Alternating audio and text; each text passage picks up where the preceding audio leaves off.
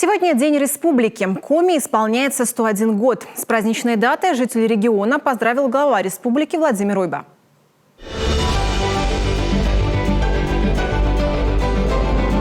Уважаемые жители Республики Коми, дорогие друзья, Коми Республикаса Дона Войтер.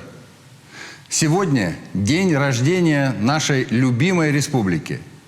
Я поздравляю вас с этим замечательным праздником. Для всех нас Республика Коми – родной дом. Для тех, кто здесь родился, кто приехал сюда жить и работать. Мы полюбили ее всей душой.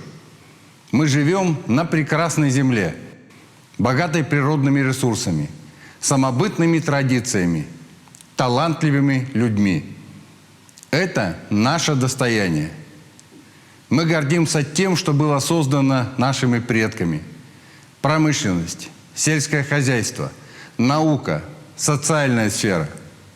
Мы с вами приумножаем это наследие, чтобы передать его нашим детям и внукам.